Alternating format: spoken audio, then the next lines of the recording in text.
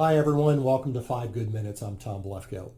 Well, it has been an interesting couple of days in the legal court system with the real estate industry. Now this past week, one case caught my eye that could shake up the way we do business as real estate brokers and agents as we head into the future. And up to this point in time, this case has kind of been flying under the radar. The case was first filed in 2019 by some plaintiffs in the state of Missouri who alleged that home sellers in general have been damaged because their listing broker compensated the buyer's representative. To be frank, a practice that has been in place since the mid-1990s. Well, who are the 5 named defendants in this case? You may recognize some of these names: the National Association of Realtors, Realogy, Remax, Keller Williams, and Home Services of America. Heavyweights, obviously, to be sure. So let that sink in for a moment. Now, the lawsuit claims that various NAR rules have led to artificially fixed and inflated commissions being paid to real estate professionals, and that the sharing of commissions between the listing broker and the selling broker violates the Sherman Antitrust Act.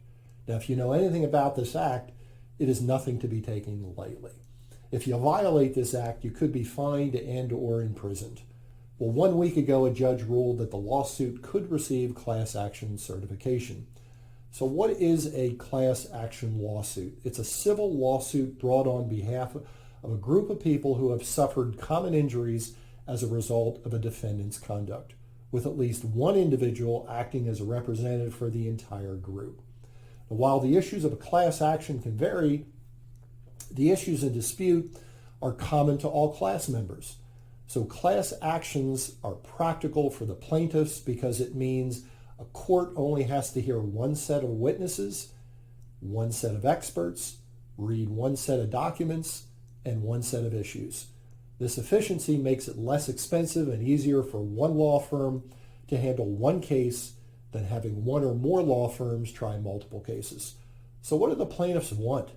The lawsuit hopes to stop the payment of buyer broker fees by listing brokers. It alleges the model inflates the cost of selling a home to sellers. Not only is this a lawsuit trying to change real estate compensation rules, it is also seeking, as you might imagine, a boatload of money.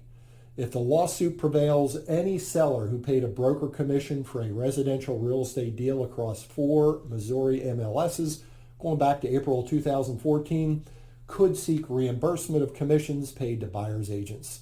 Now, if you tally that up, the number adds up to a staggering $1 billion.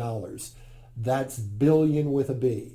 Keep in mind that this ruling was only procedural and now allows others who have allegedly been impacted to join the litigation as plaintiffs. The process is expected to be lengthy before the case is fully resolved, as some of the defendants have already stated publicly that they will fight this lawsuit tooth and nail. Now, it is not my intent to sensationalize this development or to scare brokers and agents.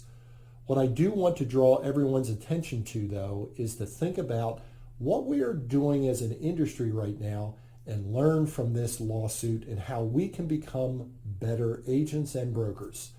And in order to do this, I'm going to ask you to peer into your crystal ball and imagine how our industry would change if this lawsuit was successful. Think about the following questions. What would happen to first-time home buyers? Now, they're already strapped for cash as it is, and now they would be asked to pay a buyer-broker fee. Will the mortgage industry adjust and allow them to finance their buyer-broker fee? And if so, how long would it take for the mortgage industry to change to allow this? And while we're talking about financing, what would happen in VA transactions where veteran buyers are prohibited from paying all fees? Would the government change their stance? And if so, how long would that take? How about MLSs? It is their policy right now that in order to enter a listing into the MLS, you must offer co-op compensation. If the co-op compensation goes away, would they change their stance? And how would Zillow react to this potential change?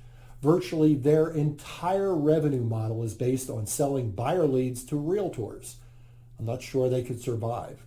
And for a minute, let's assume this lawsuit is successful and $1 billion in buyer's agent fee needs to be paid back. Who's going to foot that bill? Agents? Brokers? How about all those agents and brokers that are no longer in business? Will they be liable for some of this?